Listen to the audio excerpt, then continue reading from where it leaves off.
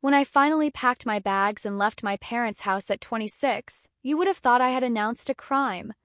My mom cried like I had betrayed her. My dad barely looked at me. My aunt called to say families who move out too fast usually forget where they came from. And my brother joked that I'd be back in 6 months when real life slapped me. That word followed me out the door like a shadow. Selfish. Selfish for wanting privacy. Selfish for wanting quiet. Selfish for wanting to sleep without arguing echoing through the walls. Selfish for wanting to make choices without reporting every single detail. They said things like, "You're abandoning us. You think you're better now? This family has needs. You don't just leave." But here's what none of them asked. Why did I need to go so badly? Why did breathing feel easier anywhere but there? Why did my chest feel tight every time someone said family first, but what they really meant was your needs last? My new apartment wasn't impressive. Small kitchen. Thin walls. Secondhand couch. But when I turned the key that first night and closed the door, the silence felt like medicine. No one asking where I'd been. No one checking receipts. No one commenting on what I ate, what I wore, how long I slept. Just me. I worked. Paid my bills. Built routines. Built a life. And slowly something wild happened. I started hearing my own thoughts again. Weeks passed. Then months. Calls from home slowed down. When they did come, they sounded cold. "You never visit. You're always busy. We don't even recognize you anymore." I tried explaining. Boundaries. Face. Growing up. It always turned into guilt. "We sacrifice so much for you. Other kids stay close. Why can't you?" One night, after another long call that ended with my mom sighing dramatically and hanging up, I sat on my bed and whispered out loud, "I'm not selfish. I'm surviving." And for the first time, I believed myself. Then, out of nowhere, everything changed with one text message. Not "How are you?" Not "We miss you." Just "Family photos this Sunday. You need to be here." No question mark. No invitation. Command. And that was only the beginning. At first, I thought I had misread it. I stared at the screen, waiting for a follow-up. Something like, "If you're free," or "We'd love to see you." Nothing. 30 seconds later, another text came in from my dad. "Don't make this difficult. It's important. Not a hello. Not a how are you. Just pressure." That old familiar wave washed over me, the one that made my shoulders tense and my heart beat faster like I had already done something wrong. I typed, erased, typed again. "What's the occasion?" His reply came fast. "Family photos. Everyone will be there. We want the whole family together." I could almost hear the subtext. Not "We want you," but "We want you in the picture." Up. A decoration. Proof that everything looked perfect. I asked, "When did you plan this?" Mom jumped in with a group text. "This Sunday at 2. Wear something nice. Not too bright. Hair neat." No one asked if I was available. No one checked my schedule. No one remembered that Sundays were the only quiet day I had all week. I said, "I might not be able to make it. I have plans." Typing bubbles appeared. Disappeared. Came back. Then Mom sent, "Unbelievable. After everything we've done for you." Dad followed, "You really are selfish." The word hit differently this time. Not like a hammer. More like an echo in a room I didn't live in anymore. I put the phone down and walked around my apartment. Plants. The books stacked messily. The blanket draped over the couch. All the tiny choices that were finally mine. A year ago, I would have dropped everything and gone. I would have rearranged my life to avoid being labeled difficult. I would have shown up smiling, pretending I wasn't shrinking. But something inside me had shifted. Called instead of texting. Dad answered. His voice was already irritated. What now? I swallowed. I'm not sure I can come on Sunday. Silence. Then a scoff. You can't come for 2 hours. 2 hours. Your family apparently means that little to you. I kept my voice calm. It's not that. It's the way I was told. No one asked. You just decided and expected me to fall in line. He laughed, that low, dismissive laugh I knew too well. You've changed. And not in a good way. That sentence used to paralyze me. This time I let it pass like weather. Maybe I have changed, I said quietly. But I'm not your child living under your roof anymore. You don't get to order me around. He inhaled sharply. Your mother is crying, he said, like it was my fault the sky was blue. I closed my eyes. Then maybe she needs to ask instead of command. He hung up. Just like that. No goodbye. No conversation. A few minutes later, my phone exploded with messages. My aunt. My cousin. Even my brother. You're making drama. It's just pictures. Stop being difficult. Mom's heart can't take this. Not one person wrote, Are you okay? I set the phone face down and sat on the floor, back against the couch, breathing slowly. Old me would have spiraled. New me did something different. I asked myself a question I had never asked before. If I stripped away guilt, what did I actually want? The answer came quietly. I wanted to be invited, not summoned. I wanted to feel like a person, not an accessory. I wanted to go because I chose to, not because I was afraid of consequences. And for once, I decided that mattered. The next morning, I woke up to 3 missed calls and a wall of messages. Mom had switched from wounded to dramatic. I didn't sleep all night. My head is pounding. I don't know why you hate us so much. That word again. Hate. In my family, any boundary automatically translated into hatred. I typed slowly. I don't hate you. I just don't like being ordered around. I watched the bubbles appear immediately. You're being ridiculous. Parents don't order. We guide. We organize. We do everything for everyone, and all we ask is one simple thing, and you can't be bothered. My jaw tightened. One simple thing. Funny how none of the simple things ever went in my direction. One simple call when I moved out. One simple question about my life. One simple moment of effort that wasn't about appearances. Those never happened. I put the phone down and tried to make breakfast, but my hands were shaking slightly. Not from fear. From anger that had nowhere to land for years. My best friend, Tasha, came over without asking, which normally would annoy me, but she walked in carrying bagels and iced coffee like she'd sensed the emotional storm from miles away. Okay, she said. Sit. Talk. I told her everything. Texts. The guilt. The sudden family photo emergency. She listened with that serious expression she saved for when she wanted to say the right thing. So, let me get this straight, she said. They called you selfish because you asked to be asked. I nodded. She raised an eyebrow. You know that's not normal, right? My chest tightened. It's always been normal for us. She shrugged. Yeah, that doesn't make it healthy. Her words landed heavier than any guilt text could. We sat quietly for a minute, the hum of the fridge filling the silence. Then my phone buzzed again. My brother this time. Look, can you just come? You're making this way bigger than it is. I typed back. Did anyone ask me if I'm available? He replied. We assume. That was the problem right there. Assumption. Entitlement. The belief that my life existed on standby until they pressed a button.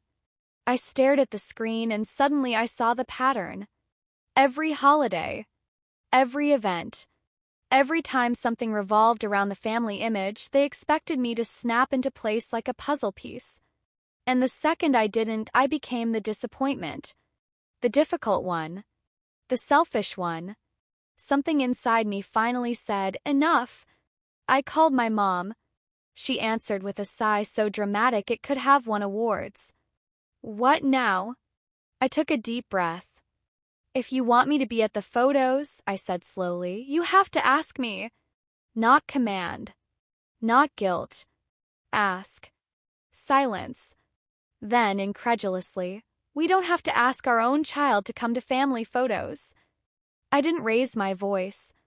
"Then I don't have to come." She gasped like I had threatened the world itself.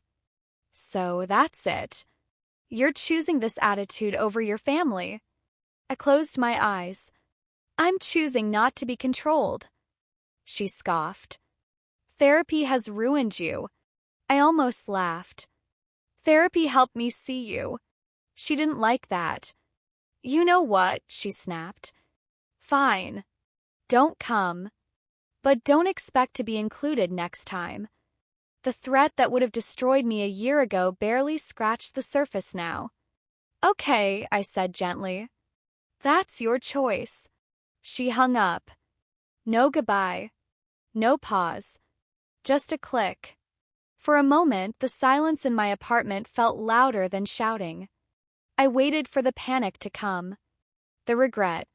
The familiar urge to apologize just to restore the illusion of peace. But instead, something else arrived. A strange, shaky calm. Like my lungs finally had space. I made my coffee, sat on the couch, and watched the sun climb higher. For the first time, I wasn't bracing for the fallout. I was watching my own reaction. And I realized something important. Maybe the real selfishness wasn't me saying no. Maybe the real selfishness was expecting me to say yes forever.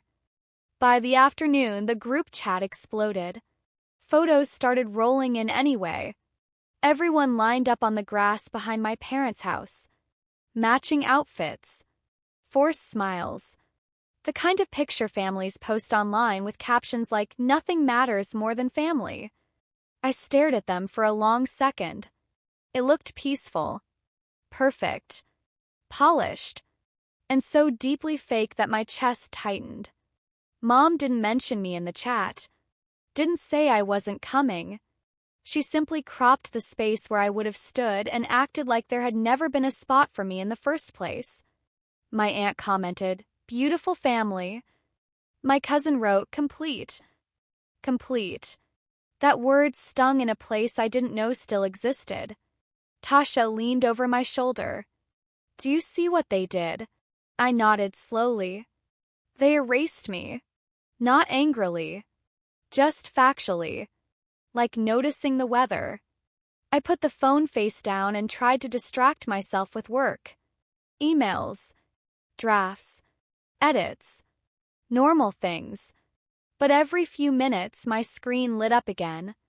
My dad finally texted privately. "You hurt your mother today." Not "how are you?" Not "can we talk?" Just accusation. I typed back carefully. "She hurt me for years." Today I stopped pretending. Typing bubbles appeared, disappeared, reappeared. Then his answer came. "You think boundaries make you mature. They just make you cold." I stared at the sentence and felt something old crumble. 'Cause for most of my life that line would have worked. I would have folded. Apologized. Rushed to reassure. But now, I simply replied, "Cold is what you call it when someone stops burning themselves to keep you warm." He never responded. Hours passed. The light changed. The neighborhood kids played outside. Somewhere a lawnmower buzzed. Ordinary life kept going, indifferent to the drama that had once ruled my world. And in that stillness, my brain replayed memories I hadn't asked for. The time I was 13 and had a fever, but Mom dragged me to a family barbecue anyway because people are expecting us. The Christmas when I had exams and begged to stay home and study, but Dad insisted I was selfish for not participating in tradition. The dozens of times I tried to quietly have needs without making waves and was told I was dramatic, difficult, ungrateful. None of it looked like abuse on the outside. It looked like expectations, duty, culture. But inside, it felt like disappearing. Slowly, quietly, piece by piece. My phone buzzed again. This time it was my grandmother. Short message. Simple. I heard there was trouble. Are you okay? I stared at it, tears pricking unexpectedly. Someone had finally asked the only question that mattered. I think I am, I wrote back. Just learning how to exist without asking permission. She replied almost instantly. Good. Took me 60 years. Don't wait that long. I laughed softly through my nose. Felt like a small blessing I hadn't known I needed. Evening settled in. The sky turned pink. And for the first time in my life, I didn't feel guilty for choosing myself. I felt curious. Curious about who I might become if my choices weren't chained to other people's comfort. I curled up on the couch with a blanket and let the quiet sit beside me instead of trying to chase it away. No frantic apologies. No emotional cleanup. Just silence. And buried somewhere inside it, the beginning of something that felt like freedom. 2 days passed without a word from my parents. No calls. No texts. No passive-aggressive "hope you're doing well" messages. Just silence. Kind that used to terrify me because it always felt like punishment. This time I let it exist. I went to work. I cooked. I watered my plants. I slept better than I had in months. Then on Wednesday night my phone finally buzzed. It was a long message from my mom. Longer than usual. We need to talk. Your father and I were looking at the photos and it didn't feel right without you. You should have been here. Families should be together. I don't know why you insist on making everything complicated. I read it twice. There it was again. Not missing me as a person. Missing me as a piece of the picture. I answered simply. We can talk.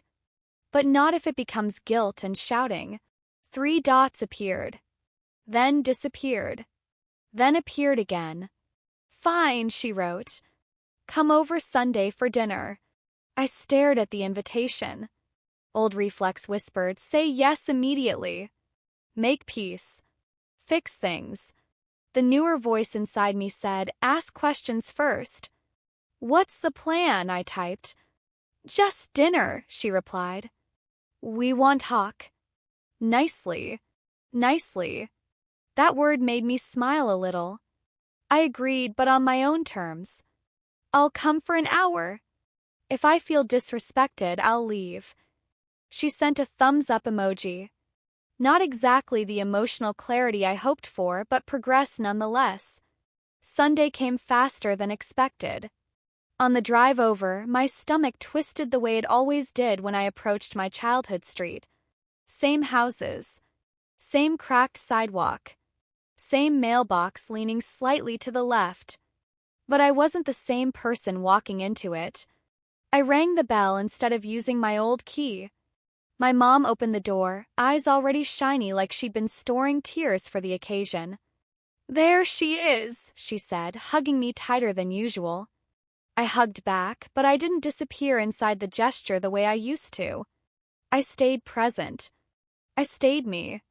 The house smelled like roast chicken and lemon cleaner. My dad sat at the table, hands folded, posture stiff like he was preparing for a meeting. No one yelled. No one sighed dramatically. We sat.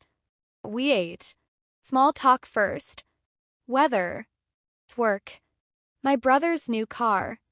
Then the conversation shifted.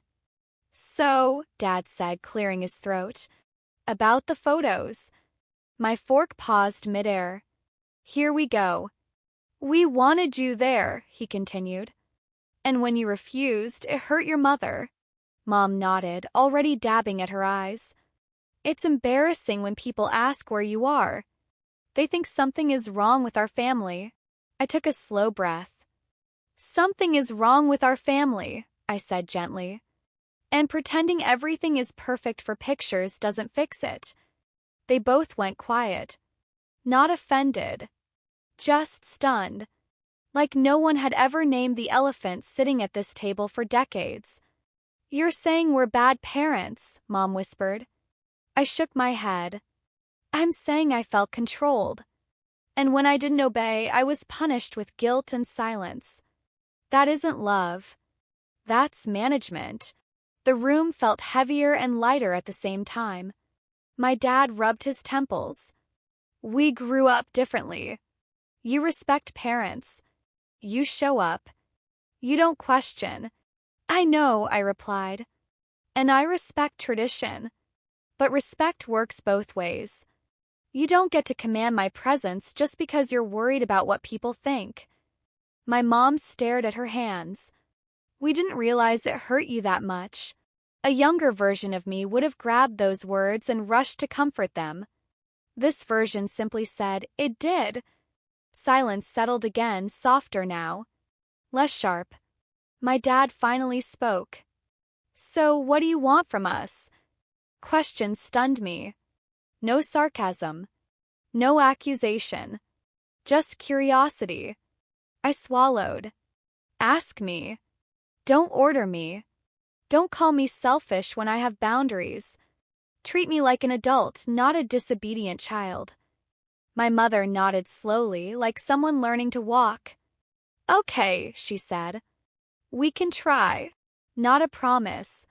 Not perfection. But a beginning. After dinner, Mom walked me to the door. You know, she said quietly, when you left, I didn't cry because you left. I cried because I didn't know who I was if I wasn't needed anymore. I looked at her differently in that moment.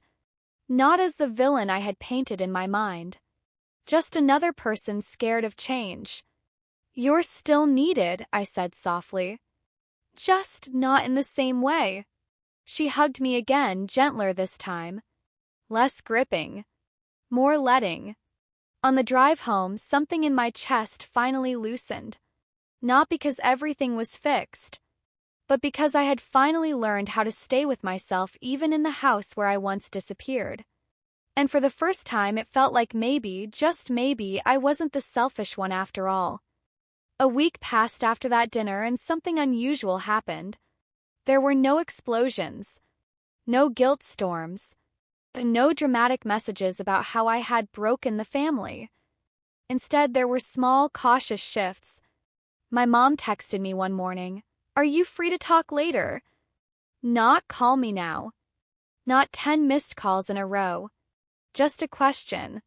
I stared at the screen longer than necessary, surprised by how foreign simple respect could feel. We talked that evening. She asked about my job, my apartment, whether I was eating properly like she always did. But the tone was different. Softer. Less intrusive. When she started drifting into instructions, "You should visit more, people will think," she stopped herself mid-sentence. "Sorry," she said. "Habit." I smiled. "I noticed." She laughed nervously. "We're trying." Trying. That was new. My dad took longer. He kept his distance, which honestly was a relief. Our relationship had always been built on unspoken rules and silence disguised as strength. One night, he finally called. No texting first. Just the ringtone slicing the quiet. I hesitated before answering. "Hey." His voice sounded older than I remembered. "I was thinking about what you said. About asking instead of ordering." My heart thudded a little faster. "Okay." He cleared his throat. "There's a barbecue next month. Family thing. It would mean a lot if you came. But it's your choice." 10 words I never thought I would hear from him. It's your choice. I closed my eyes. "Thank you for asking," I said. "I'll check my schedule." He didn't guilt me. He didn't remind me how much they'd sacrificed. He just said, "All right, let me know." After we hung up, I sat there staring at the wall, feeling something between relief and grief. Relief for what was changing. Grief for how long it had taken. For the years I spent twisting myself into smaller shapes, thinking that was love. Therapy had once taught me something I didn't understand until now. Sometimes the first boundary you set feels like losing your family. But sometimes it's the first moment you actually give them a chance to meet you. Weeks went by. We spoke more. We spoke differently. Slower. More honest. And then, just when I started to believe maybe this was growth, the message came. Sunday morning. Early. Mom again. We're taking updated family photos today. Everyone will be here. It would be nice if you could come. Polite. Soft. Reasonable. My stomach still tightened. I pictured the yard. The matching outfits. The smiles glued in place. I typed back. I won't be able to today. I already made plans. 3 dots appeared. Vanished. Appeared again. Okay, she replied. Just that. No guilt. No accusations. No selfish. I exhaled slowly, more relieved than proud. A few hours later, though, a new notification popped up from the group chat. Photos. Again. Everyone lined up. Everyone coordinated. Everyone smiling. And this time something unexpected happened. I didn't feel erased. I didn't feel punished. I looked at those photos and thought, that's their moment. Not mine. I closed the app and went back to my day. Coffee with a friend. A long walk. A movie that made me cry in the best way. My life, not an accessory. Not a prop. That night, just as I was getting ready for bed, my phone buzzed one more time. Mom sent one last message. Hope you had a good day. We missed you. Maybe next time. No claws. No hooks. No emotional debt attached. And I realized something quietly profound. Sometimes revenge isn't anger. Sometimes it's peace. Sometimes it's walking away from the stage where you were only ever invited to smile, and finally choosing to live off camera. A few days later, something unexpected showed up in my mailbox. A plain white envelope. No return address. No fancy handwriting. Just my name. I brought it inside, sat on the couch, and stared at it like it might bite. Because growing up, surprises in my family rarely meant good things. They meant obligations. Lectures. Emotional strings tied in invisible knots. Till I opened it. Inside was a printed photo. One of the new family pictures. Everyone was there. My parents. My siblings. Their partners. The grandkids. Everyone matching. Everyone smiling. And tucked behind the photo was a small handwritten note from my mom. This felt incomplete without you. Not because of how it looks. Because of how it feels. I sat there a long time. Not crying. Not angry. Just absorbing it. 'Cause for the first time in my life, she was talking about feelings without weaponizing them. Not, you hurt us by not coming. Not, you made us look bad. Just truth. Simple. Human. I turned the photo over. On the back was a date. And one sentence. We're learning. I didn't know what to do with that. Part of me wanted to believe it. Another part of me wanted to build a fortress around my heart and say, too late. Healing is weird like that. You don't just wake up one day and forgive decades of imbalance because someone writes a nice sentence. You hold both things at once. Gratitude and caution. Hope and boundaries. Later that week, I went to therapy and showed Dr. Lee the note. She read it quietly, then nodded. This isn't an apology, she said. But it's movement. I frowned. Movement. Movement away from entitlement, she explained. Movement toward awareness. Sometimes that's the first step. Awareness hurts, but it also opens doors. I tucked the note back into my bag. So what do I do?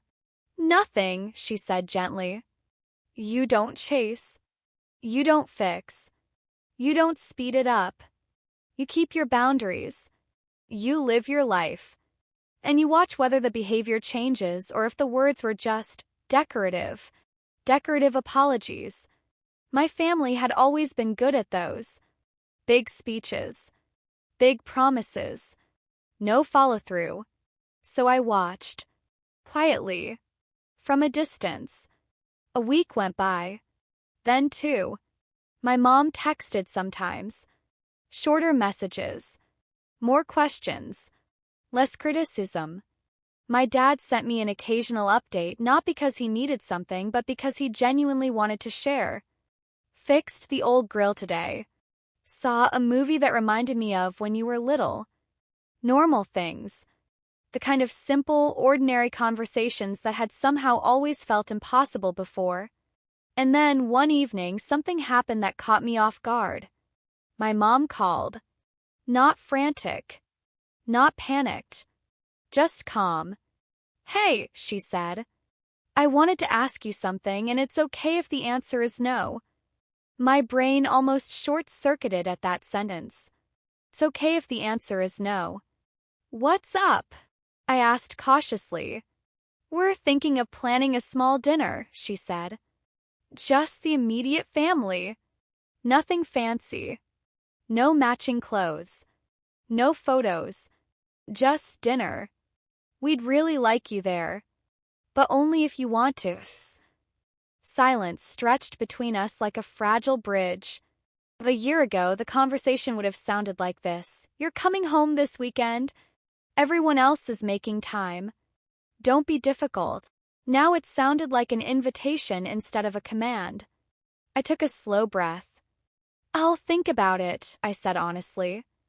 Thank you, she replied. No pressure. No follow-up argument. Just gratitude. After we hung up, I stared at the ceiling and realized how different it felt to be wanted without being owned. To be invited instead of dragged. To be considered instead of assigned. That night, lying in bed, a strange, quiet realization settled over me. Maybe walking away hadn't destroyed my family. Maybe it had finally given them room to see where I ended and where they began. Maybe all those years of being called selfish were really about control, not love. And maybe the most powerful thing I had ever done was say, no more, and mean it. I closed my eyes. For the first time in a long time, sleep didn't feel like a stranger. Felt earned. A few days before the dinner, I drove to the grocery store after work. I was standing in the produce aisle picking out apples when I suddenly realized something strange. My chest wasn't tight anymore. For years, anything that had to do with my parents lived in my body like a constant alarm. A buzzing. A weight tied to my ribs. But now there was quiet. Not peace exactly, but quiet. A space where panic used to live. On the drive home, I started thinking about the girl I used to be. The one who would drop everything if my mom texted, call me. The one who would drive hours at night because my dad said, we need to talk. The one who believed love was something you earned by being useful, soft, quiet, available. I didn't blame her. She survived the only way she knew how. But I didn't want to be her anymore. When the night of the dinner came, my stomach fluttered. Not dread. Not excitement. More like standing on the edge of a diving board, deciding if the water would be cold. I drove slowly. I rehearsed a dozen versions of the evening in my head. If they guilt-trip me, I leave. If they attack, I leave. If they pretend nothing ever happened, I speak up. Boundaries. Not walls. Just doors with locks. When I pulled into the driveway, I noticed something immediately. No extra cars. No decorations. No folding chairs dragged out for extended family. Just home. Smaller than I remembered. Older. Faded paint. a porch light buzzing with moths. My mom opened the door before I knocked. For the first time ever, she didn't reach to fix my hair, or my shirt, or my posture. She just smiled nervously. "Hi, sweetheart," she said softly. I stepped inside. The house smelled like garlic bread and something roasting. My dad was at the stove, apron on, trying not to burn the sauce. He turned and grinned. "Look who's here," he said. Not a performance. Not a speech. Just simple happiness. Dinner was quiet. Real. Poured in places. Tender in others. My parents didn't interrogate me about work. They didn't compare me to anyone. They didn't list every sacrifice they'd ever made like a bill. Instead, they asked, "How are you?" and then actually listened. Halfway through the meal, my mom set her fork down. She took a breath. Her hands trembled. "We need to say something," she said. My heart tightened. Here it comes, I thought. The guilt. The lecture. The rewrite of history. But it didn't come. Instead, she said, "We messed up." The room went still. My dad nodded slowly. "We thought providing things was the same as loving well," he said. "We praised the loudest kid and leaned on the quiet one. We didn't realize quiet can be hurting. We didn't realize strength can feel like abandonment when it isn't supported." My throat burned. I didn't say anything. I just listened. My mom wiped her eyes. "When you didn't come to the photos, we were angry. 'Cause it made us look bad. And then slowly, it made us look at ourselves." She pressed a napkin to her face. "And it was ugly." My dad's voice cracked. "You didn't deserve to feel optional. Or convenient. Or last. We're sorry. Not perfect. Not complete. But for once, not decorated. No, but you. No, remember when we did this for you. Just accountability." I swallowed and stared at my plate. "Thank you," I said quietly. "That matters." We talked more. About boundaries. About expectations. About how I wasn't going to be the emotional shock absorber anymore. About how love doesn't get to demand silence as proof. My parents didn't argue. They asked questions. They wrote things down. They accepted that trust doesn't magically regrow overnight. After dinner, I stood on the porch, ready to leave. My mom hugged me gently, like I was made of glass she'd known. My dad squeezed my shoulder. "Come back when you want," he said. "Not because you feel you have to." On the way home, I cried. And not from pain. From release. 'Cause sometimes revenge isn't loud. It isn't slamming doors. It isn't dramatic speeches.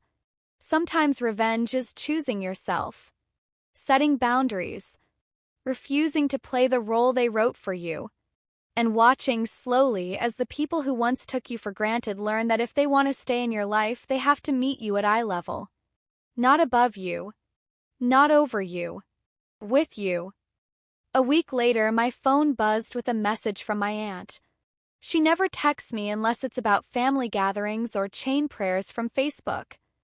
"Heard you had a big talk with your parents," she wrote. "I hope you didn't upset them too much. They've been through a lot." I stared at the screen. The old me would have apologized. Explained. Softened my edges so nobody felt uncomfortable. Instead, I typed, "We're adults. We handled it." Then I put my phone down and went back to my day. No explanation. No guilt essay. No performing. And something interesting happened. Nothing exploded. The sky didn't fall. No one barged through my door demanding I justify myself. The world kept moving. My life kept moving. For the first time, I realized how much of my energy had been spent rehearsing arguments I never actually needed to have. A few days after that, I went to see my parents again. Not because they begged. Not because there were photos. 'Cause I wanted to. Mom had coffee ready. Dad had a puzzle spread out on the table. It felt ordinary. And honestly, the ordinary was what healed the most. No spotlight. No drama. No scorekeeping. Just time. Conversation. Presence. At one point, Mom brought out an old box of photos. Pictures from birthdays. Pool plays. Christmas mornings. I braced myself for the usual commentary, but instead she traced a finger over one photo where I was blowing out candles alone at the end of the table. "I can't believe we thought that was fine," she whispered. "You looked so small." My chest tightened. That picture had always haunted me. I remember that birthday vividly. Jason was grounded and sulking. My parents were distracted and stressed. They picked up a grocery store cake on sale, stuck 7 candles in it, and sang quickly so they could get back to lecturing him. I told myself it didn't matter. Kids tell themselves a lot of things to survive. Now, sitting at that table as an adult, I finally said the piece I never could. "It hurt," I said quietly. Not because I needed something huge, but because it felt like I didn't matter. Mom nodded slowly. "I believe you," she said. No defensiveness. No excuses. Just belief. Dad leaned back in his chair. "We confuse survival with love," he said. "We were always worried about bills, work, everything else. We told ourselves, she's fine. She's smart. She'll manage." And we didn't see what that cost you. I didn't rush to forgive. I didn't perform healing. I just let the truth sit in the middle of the table like an extra cup of coffee. That night when I left, I noticed something new. Every step toward my car didn't feel like escape. Felt like choice. Like I was finally living a life with doors, not cages. On the drive home, the city lights blurred through my windshield and I thought about the word selfish. For years, they used it on me like a leash. Selfish for moving out. Selfish for having boundaries. Selfish for choosing rest. Selfish for saying no. But sitting there, hands on the wheel, heart steady, I finally understood. It wasn't selfish to leave situations that starve you. It wasn't selfish to ask for reciprocity. It wasn't selfish to refuse to be the silent support beam that carried everyone else's weight. It was self-respect. And there's a massive difference. People who benefit from your lack of boundaries will always mistake your healing for cruelty. They will always call your growth betrayal. 'Cause they lose access to the version of you that absorbed everything quietly. Let them. That night before bed, I picked up my journal and wrote one sentence. "I am not the backup anymore." And for the first time in my life, the sentence didn't feel like defiance. It felt like truth. A few weeks later, something happened that would have destroyed me a year ago. My mom called in the middle of the afternoon. Her voice was shaky, not dramatic, genuinely unsure. "Your aunt says you've changed," she said quietly. "She says you're distant. Cold. Harder than before." I waited for the old script. The accusation. The emotional hook. Instead, she asked, "Is that true?" I took a breath. "No," I said. "I'm clearer. There's a difference." She didn't argue. "Explain it to me," she said. So I did. I told her how I used to twist myself into shapes so no one would get upset. How I said yes when my entire body said no. How I apologized for existing. How I thought being useful was the same thing as being loved. When I stopped doing that, I continued, people decided I'd become cold. But I'm not cold. I just stopped volunteering for my own exhaustion. There was silence on the line. Then she sighed softly. "I think I see it now," she said. "You're not disappearing anymore." The words hit deeper than I expected. 'Cause yes, that was exactly it. For years I'd been fading, softening my voice, shrinking my needs, editing myself into something quieter so everyone else could feel comfortable. Now I was occupying my own space. Not aggressively. Not loudly. Just fully. Later that week, I went over for dinner again. My parents were different in small, ordinary ways. My seat at the table was already set. No, we weren't sure if you were coming. My opinions were asked for and respected. No jokes about me being dramatic, sensitive, or selfish. During dessert, my dad put his fork down and looked at me with that hesitant, unfamiliar honesty. You know, he said slowly, part of why we pushed you so hard is because you were capable. Your brother needed us more. I nodded. I know. But capable people still need care. He swallowed. We forgot that. My mom reached across the table and squeezed my hand. We're trying to learn how to love you the way you actually need, not the way that's convenient. I didn't glamorize that moment. I didn't pretend decades of habits vanish with a sentence. But I allowed myself to receive what was real in it. Crack. An opening. A willingness. On my drive home, my phone buzzed with another message, this time from my cousin. Family dinner next month. Everyone is expected. Don't disappear again. A year ago, that text would have owned me. I would have rearranged my life, my job, my plans to avoid disappointing people who didn't mind disappointing me. I stared at the message. Then typed back, I'll come if I can. If not, enjoy. She replied, wow. Okay. No explanation. No apology. No justification marathon. And I didn't spiral afterward. I didn't wonder whether I'd just ruined every relationship I had. I closed the conversation and went back to my evening. That night, while brushing my teeth, I caught my reflection in the mirror. Same face. Same eyes. Different posture. For the first time, I didn't look like someone constantly bracing for emotional impact. I looked grounded. Rooted. Present in my own life. I thought about every version of me that got me here. The girl who stayed quiet at the table, the teenager who accepted crumbs, the adult who carried everyone else's emergencies like unpaid labor. I wanted to hug her. Tell her, you didn't imagine it. You weren't dramatic. You were just lonely in a house full of people. As I turned off the bathroom light, another thought settled, heavier and calmer than anything before. I didn't need revenge anymore. Not the fantasy kind. Not the prove them wrong kind. My real revenge had already happened. It was becoming the person I needed when I was younger, even if they never understand how hard that journey was. And it was refusing to abandon myself ever again, no matter who called it selfish. The next real test came out of nowhere. It was a Sunday afternoon, and I was finally having one of those rare, quiet days. Laundry done. Windows open. Music low. I was halfway through cooking when my phone rang again. Mom. Normally, that sound used to send a shock through my spine.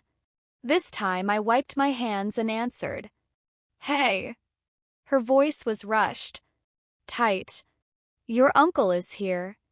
We're all talking. It would be nice if you came.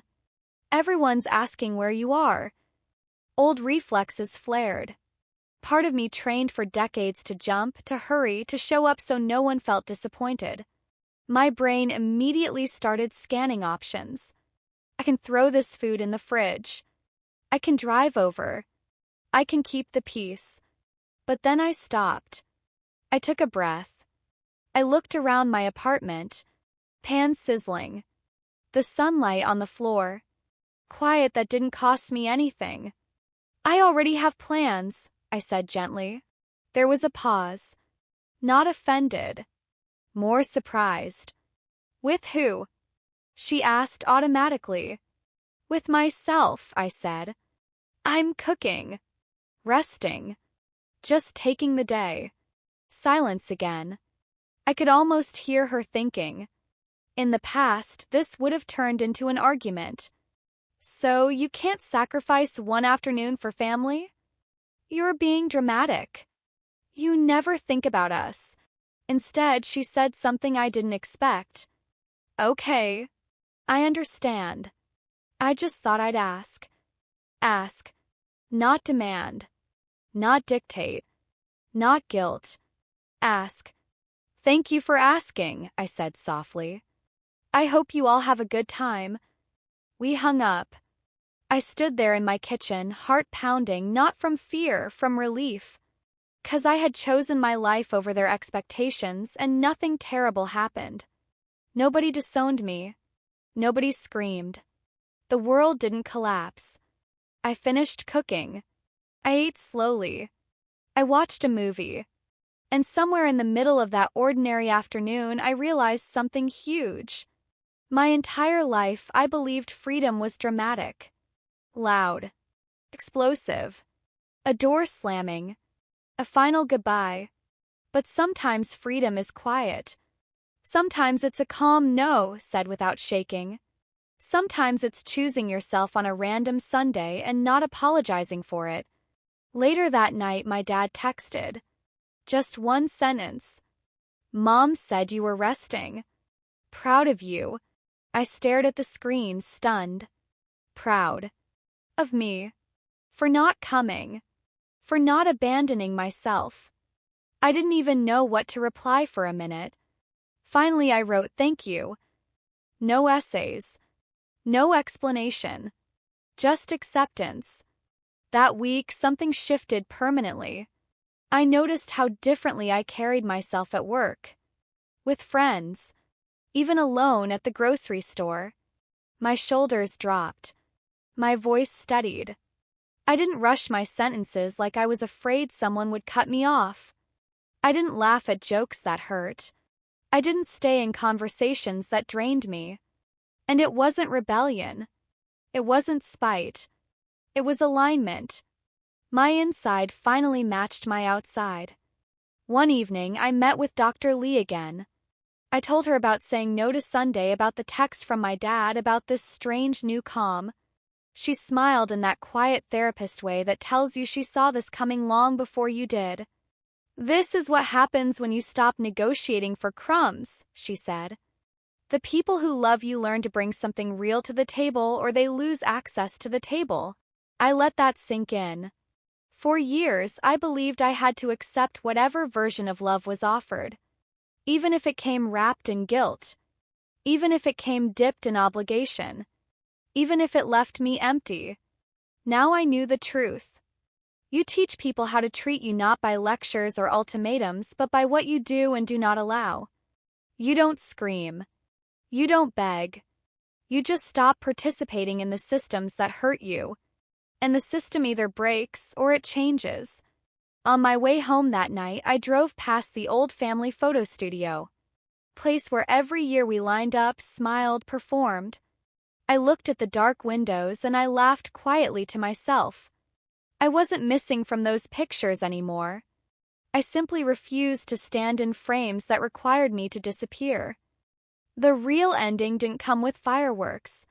It arrived quietly on a normal weekday while I was sitting at my kitchen table paying bills. Rent, utilities, groceries. My own life funded by my own choices. My phone buzzed. A group chat I was still technically in.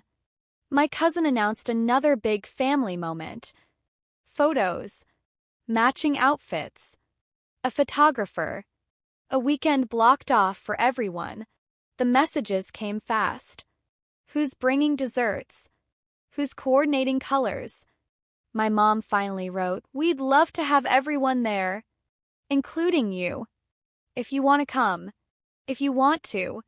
The smallest sentence. The biggest shift. I stared at the screen. Truth was simple. I didn't want to be in another staged performance. Not because I hated them. Not because I wanted them to hurt. But because I finally understood I didn't have to prove my belonging by standing in a picture. So I typed, "Thank you for inviting me. I'm going to sit this one out. I hope it's beautiful." And then I put the phone down. No panic. No guilt spiral. No emotional hangover. I made tea. Opened a window. Watched the city breathe. An hour later, my mom texted privately, "We'll miss you." But I understand. 6 months earlier, that same decision would have caused a full emotional storm. Tears, accusations, silence. Now it was simply acknowledged. That night, I went for a walk. The air was cool. The sky had that deep blue color that almost feels like velvet. I thought about the girl I used to be, the one who sat at kitchen tables explaining herself over and over, waiting for permission to exist. I wished I could reach back through time and tell her, "You don't have to keep auditioning for your own family." I thought about revenge, too. That word used to burn in my chest. I imagined big confrontations, long speeches, the moment they'd finally realize everything and fall to their knees apologizing. That never came. And strangely, I didn't need it anymore. My revenge wasn't their humiliation. It wasn't their regret. It was my freedom. It was being able to love them without abandoning myself. It was learning I could leave a room that hurt me and still be a good daughter. Still be worthy. Still be whole. Months passed. Seasons shifted. We built something new. Not perfect. Not movie-like. But honest. My parents still got things wrong sometimes. Old habits tried to creep back. But I didn't shrink anymore. I didn't swallow things that choked me. I spoke. Calmly. Clearly. Conversation changed. The dynamic changed. I changed. One evening, during dinner at their house, my dad looked at me across the table. "You're different," he said softly. Not accusing. Just noticing. "I'm myself," I replied. He nodded. "I'm glad." Later that night, as I drove home, I passed the place where they'd once shot those perfect family photos. The windows reflected my headlights. And for the first time, I didn't feel excluded. I didn't feel missing. I felt chosen. By me. And here's the truth I wish more daughters, more sons, more backup children could hear. Sometimes the family doesn't change until you do. Sometimes they don't see what they're doing until you step out of the role and refuse to play it. Sometimes love doesn't sound like yes. Sometimes it sounds like no. Sometimes it sounds like not this time. Not at that cost. My parents still have their pictures. Their holidays. Their gatherings. I join sometimes. I skip sometimes. I show up as myself, not as the extra piece, not as the emotional glue, not as the quiet sacrifice. Just me. And every time I walk away at the end of the night, keys in my hand, cool air on my face, spine straight, heart steady, I think the same quiet, simple thought. I didn't choose revenge. Ich chose myself. And somehow, choosing myself turned out to be the most powerful revenge of all.